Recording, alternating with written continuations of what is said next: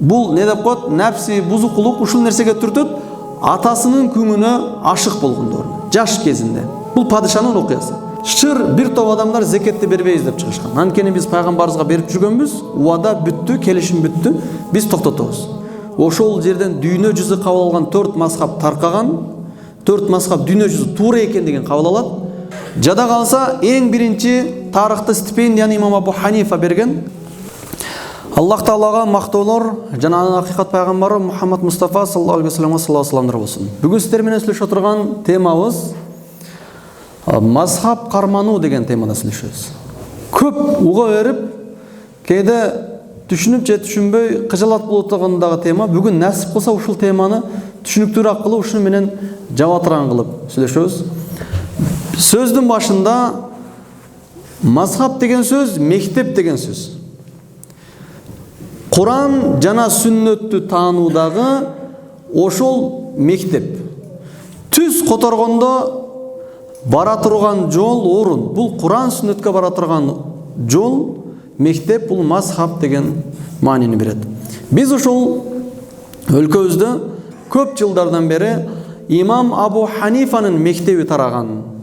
Ошол имам Абу Ханифанын кылган эмгектери тараган жерде жашайбыз. Тагыраак айтканда бүгүн имам Абу Ханифа мектебинин жөнүндө сүйлөшөбүз. Жана анын канчалык деңгээлде эмгеги бар. Жана негизи эле өкүмүн бисмилла деп баштаганда айтайлы. Мазхаб карманын өкүмү кандай? Имам Абу Ханифанын өкүмүн карманыш кандай? Аллах Таала Куранда Нахл сүрөсүнүн 43 аятында айткан: «Фас'алу ахла зикри ин кунтум ла та'ламун». Эгерде билбеген болсоңор, билген илим ээлеринен сурагыла деп Аллах Таала буйруйт. Эмнени билбесек? Биз динибиз эки негиздин үстүндө, билесиздер, Алла Тааланын түшүргөн ыйык китеби Куран жана сүннөт. Ушуну билбей кала турган жерлерин бардыгын ушул мазхаб, ушул мектеп имам Абу Ханифа түшүндүрүп айтып берген. Те майда чүден нерсине чейин. Анткени ыйык Куранды мында ачып карай турган болсок, 3 бөлүктөн бөлүнөт тугандар. Биринчи бөлүгү ыйманга тиешелүү маселелер, 10 пара дээрликчи. Экинчи бир бөлүгү бул окуялар, пайгамбарлардын окуялары жана башка солих адамдардын окуясы, бизге ибрат боло турган абалдар. Үчүнчү бөлүкчөсү өкүмдөр жөнүндө келет. Фык өкүмдөрү, юриспруденция. Ушул өкүмдөрдү имам Абу Ханифа жана анын шагирттери колдон келишинче Куран сүннөттөн алып түшүндүргөнгө аракет кылган. Азыр ылдыйда айтабыз, көптөгөн китептер жазылган. Ушул китептердин негизинде алхамдулилла биз Куранды жана пайгамбардын сүннөтүн тааный билебиз. Ошондуктан баягы аят менен баштадык. Эч ким бисмилла дегенде эле Куранды түз түшүнүп алыш кыйын, сүннөт түшүнүп алыш кыйын. Эми жеңил аяттар бар, мындай деген маани бар экен, бирок аны амалга келгенде, иш жүзүнө келгенде, өкүм чыгарууга келгенде ийне чибине чейин түшүндүрүш үчүн сөзсүз түрдө биз алымдарга муктаж болобуз. Биз муктаж болгон алымдар бул имам Абу Ханифа жана анын менен бирге болгон шакирттери жана ушул Ханафи алымдар. Биздин Абу Ханифа мазхабы мунул Куфада таркаган. Тарыхын алып келе турган болмосок, бисмилла дегенде тарыхын алып келе турган болмосок, Умар радиаллаху анхунун доорунан бери түптөлүп келатат. Бир суроо бар, кээде билип сурайт, кээде атайлап суралган, кээде түшүнбөсүн сураган. Пайгамбарыбыз кайсы мазхабта болгон деген суроолор бар да, бир күлкү келе турган нерсе. Негизинен пайгамбарыбыз динди жеткирген, пайгамбарыбызды таанууда анан кийин мектептер, мазхабтар чыгат. Ушуну байкап аласыздар. Кээде Абу Ханифа мазхабыбызды карманышыбыз керек. Биздин мазхаб Абу Ханифа деген учурда көтөрүп атып туруп, аша чабып кетип туруп, ушул пайгамбарыбызга эң эле жакын неме ушул дегенде түшүнүп каласыз. Эми мында ылдыга карай турган болмосок, пайгамбарыбыз дүйнөдөн өттү. Пайгамбарыбыздан эмне калды? Байкаңыздар, Аллахтын берген ыйык китеби Куран калды. Жана пайгамбарыбыздын сүннөтү калды.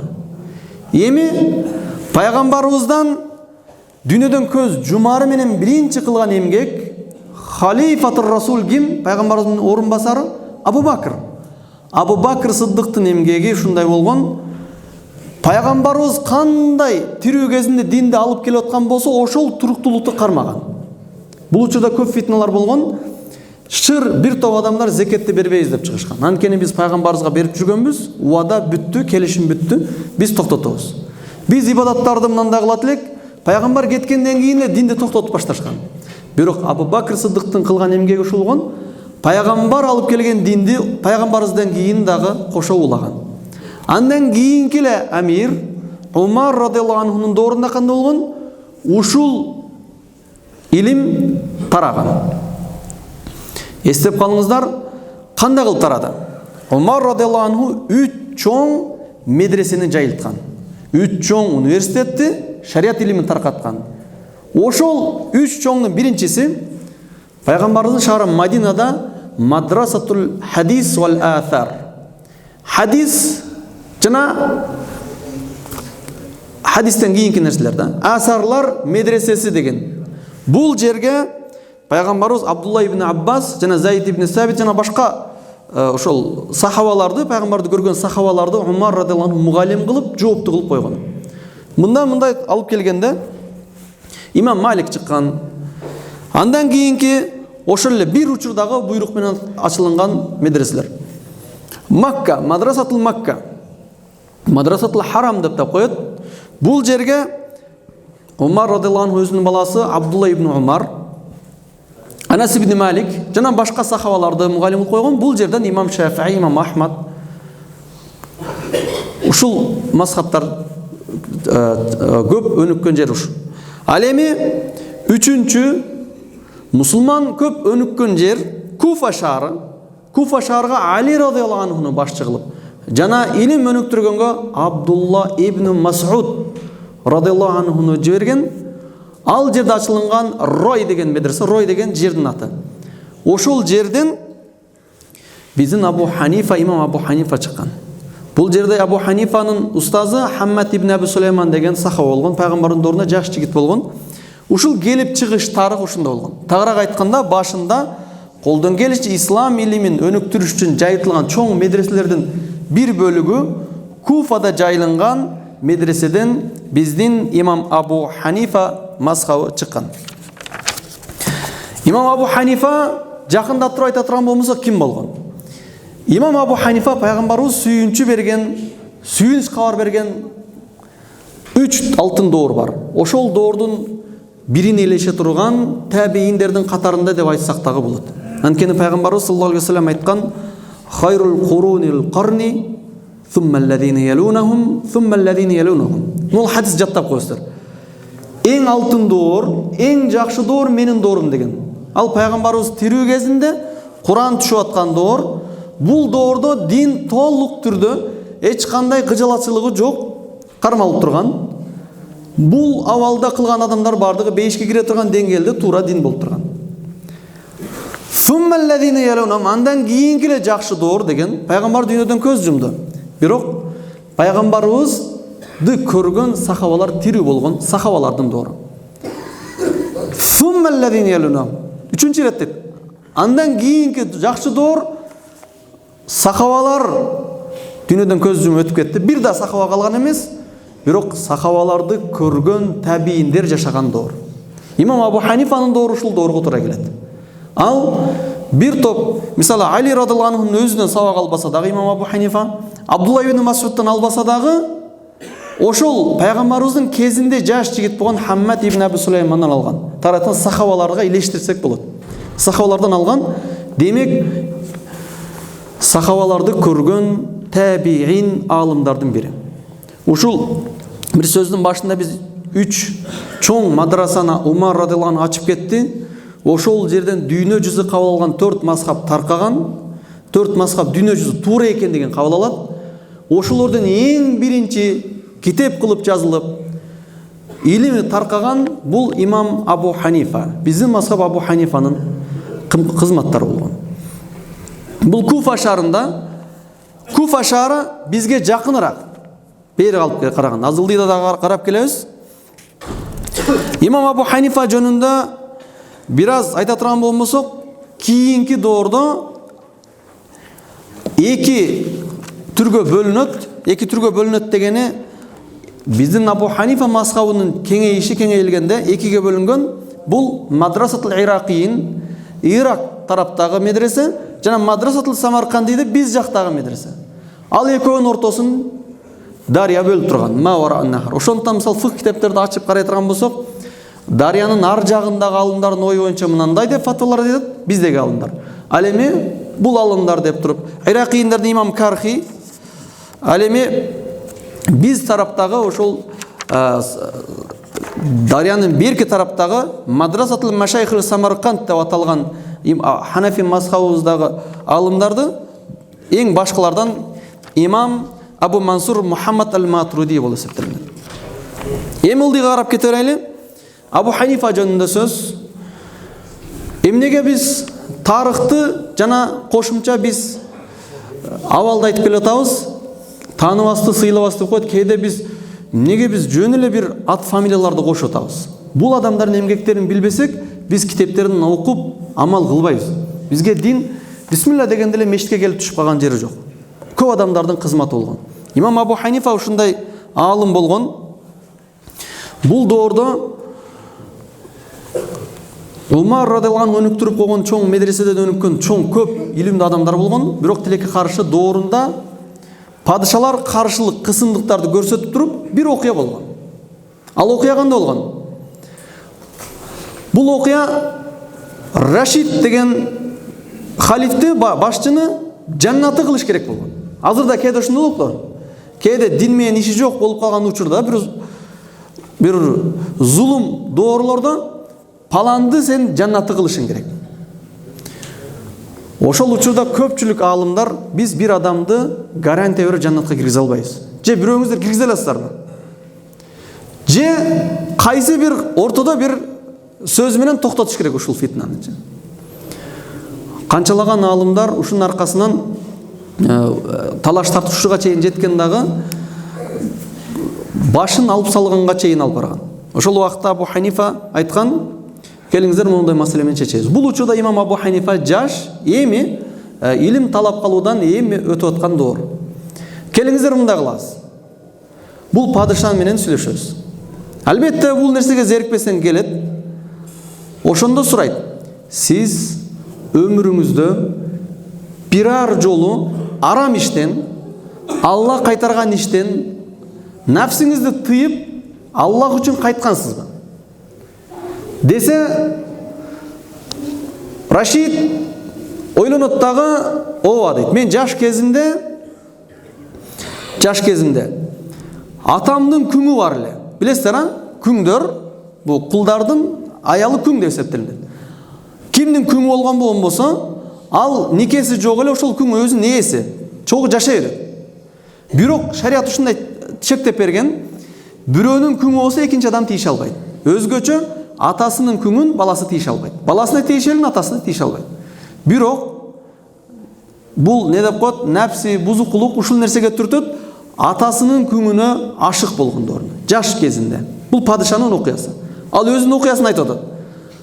Мен ошол күңдү жакшы көрдүм дагы, жашырып бир жерге өзүмдүн кызматчылар менен айттырып алып бардык. Анан ошол күнгө кошулайын деген учурда жок. Шарият арам кылган нерсе. Бул атама тиешелүү күң. Мага тиешелүү болгондо башка маселе. Деп туруп, ошону мен токтоттум дагы, мындан кийин бул ишке барбай калдым дейт. Дегенде сиз бейиши адам кесиз депчи.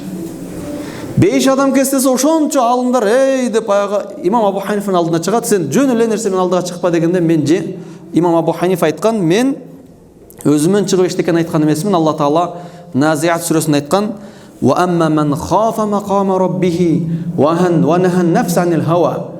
Кимде ким кыяматта Аллахтын алдында туруудан коркуп, өзүнүн нәфсинин каалоосун тыйып токтоткон болсо, fa innal jannata hiyal ma'wa. Албетте бейиш анын бара турган орду. Деп ушул нерсе менен айткан. Чынын айтканда, ким нәфсисин бирөө үчүн эмес, Аллах үчүн тыйган болсо, буну бейиш деп айтканга болот. Албетте бул сөз менен эмне айткым келет?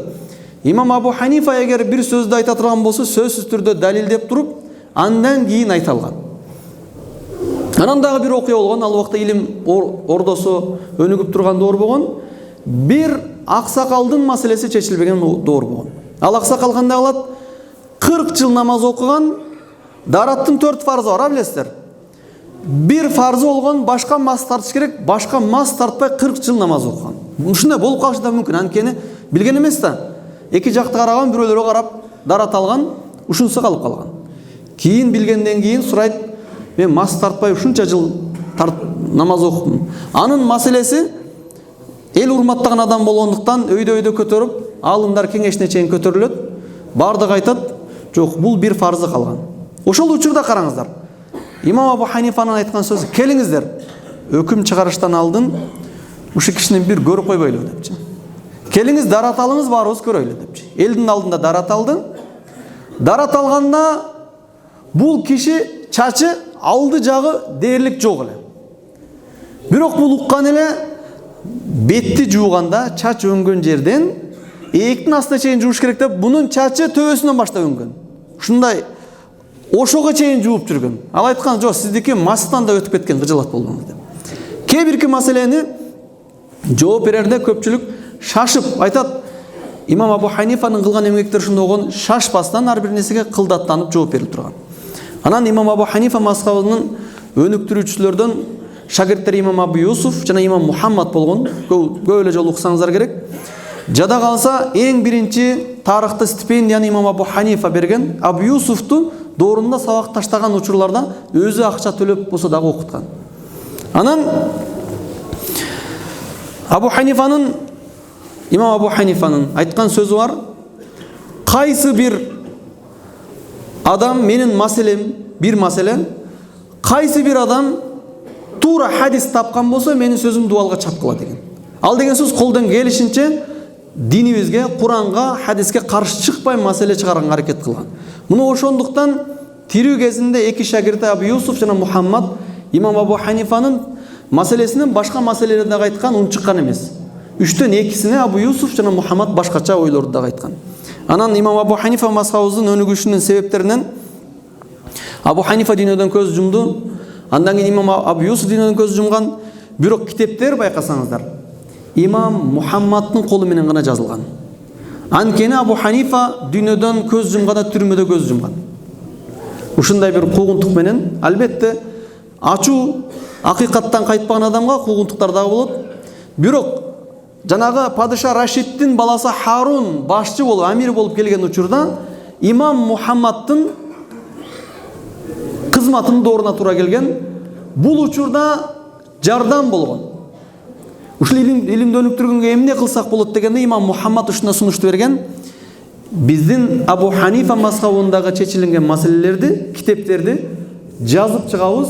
20 түрдүү алымдарды, тагыраак айтканда, жазуучу сабаттууларды жазуучу кылган. Ошолордун ичинде Имам Ахмад дагы болгон.